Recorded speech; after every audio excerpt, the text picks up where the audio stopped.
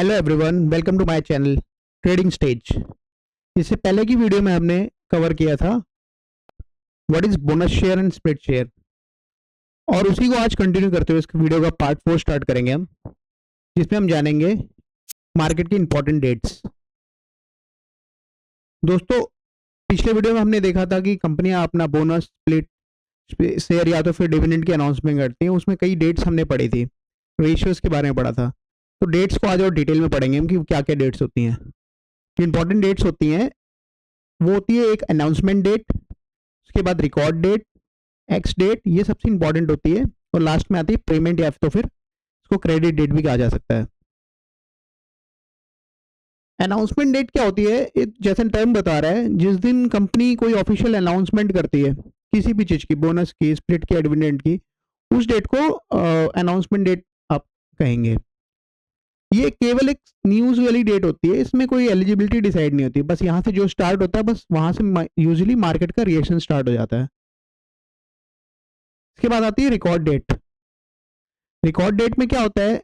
Company decide करती है कि कौन कौन शेयर होल्डर्स के एलिजिबल हैं फॉर द अनाउंसमेंट। मान लीजिए उन्होंने किसी बोनस की अनाउंसमेंट करी है, और जिस डेट की उन्होंने 1 जनवरी के सपोज उन्होंने अनाउंसमेंट कर दी कि आज फलाना फलाना कंपनी है, सपोज IOCL ने डिसाइड करिए कि हम अपने शेयर होल्डर को 15 जनवरी को वो देंगे, बोनस देंगे। तो अब बात ये आती है कि 1 तारीख उसकी अनाउंसमेंट डेट हो जाएगी, और 15 तारीख को रिकॉर्ड चेक करा जाएगा कि कौन कौन से उसके शेयर होल्डर्स, जो उसकी बुक्स चेक करी जाएंगी, क्योंकि शेयर्स जो होते हैं वो ट्रांसफर होते रहते हैं। जैसे आपको मैंने बताया था कि शेयर्स आपस में ट्रेडर्स के बीच में एक्सचेंज होते रहते हैं। तो कंपनी को चेक करना होगा कि उसके पास प्रेजेंट, उसकी जो अभी स्टॉक बुक है उसमें प्रेजेंट होल्डर कौन है, तो अपने रिकॉर्ड चेक करेगी। वो रिकॉर्ड अपने रिकॉर्ड डेट पे चेक करती है। जिसका भी नाम डेट में रजिस्टर में होगा रिकॉर्ड कंपनी को, वो आदमी एलिजिबल हो जाएगा। जब मोस्ट इंपॉर्टेंट चीज होती है उसमें एक्स डेट। एक्स डेट क्या होती है दोस्तों? एक्स डेट और रिकॉर्ड डेट जनरली सेम होती है, बट आप एक्स डेट को एक तरह से कट ऑफ डेट समझ सकते हैं। जिस दिन क्या होता है कि कंपनी ये कट ऑफ लिस्ट बनाती है। मान लीजिए कोई अनाउंसमेंट करी है उन्होंने कि बोनस ही, सपोज जैसे हमने बात की कि बोनस मिलनी है, तो कंपनी को कोई ना कोई तो कट ऑफ डेट बनानी पड़ेगी कि भाई ये इस डेट तक है लास्ट, जो जो बंदे एलिजिबल होंगे इस डेट को उनको चेक किया जाएगा। तो ये जो पर्टिकुलर डेट होती है, इस डेट को हम एक्स डेट कहते हैं। तो आप इसका गोल्डन रूल ये है कि जैसे मैंने आपको बताया था 15 जनवरी को अगर एक्स डेट है, तो ऐसा नहीं कि आप 15 जनवरी को स्टॉक खरीद लेंगे और आप उसके लिए एलिजिबल हो जाएंगे। जनरली जो होता है, स्टॉक की डिलीवरी का जो पीरियड होता है वो होता है T+1, यानी कि अगर 15 जनवरी आपकी एलिजिबिलिटी एक्स डेट है, तो इसका मतलब 14 जनवरी, जनरली आपको 14 जनवरी को स्टॉक आपको खरीद, एटलीस्ट 14 जनवरी को खरीदना पड़ेगा, तभी आप उस चीज के लिए एलिजिबल होंगे, तभी आपको उसका बेनिफिट मिलेगा। तो ex date usually record date से 1 बिजनेस डे पहले की डेट होती है। तो ऑन ए सेफर साइड, आपको अगर कोई बोनस का बेनिफिट लेना है, या स्प्लिट का बेनिफिट लेना है, डिविडेंड का बेनिफिट लेना, कुछ भी हो, तो जो एक्स डेट है उससे 1 दिन पहले एटलीस्ट आपको स्टॉक को बाय करना पड़ेगा। एंड द पेमेंट या तो फिर क्रेडिट डेट, ये सिंपल है, ये जिस दिन आपके अकाउंट में क्रेडिट हो जाते हैं बोनस, शेयर्स या डिविडेंड, उस डेट को हम पेमेंट या क्रेडिट डेट भी कहते हैं। आइए अब इसको प्रैक्टिकली हम साइड पे चेक करते हैं।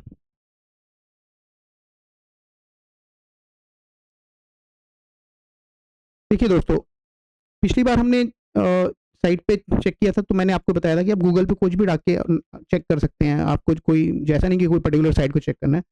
सपोज मैं डाल देता हूँ बोनस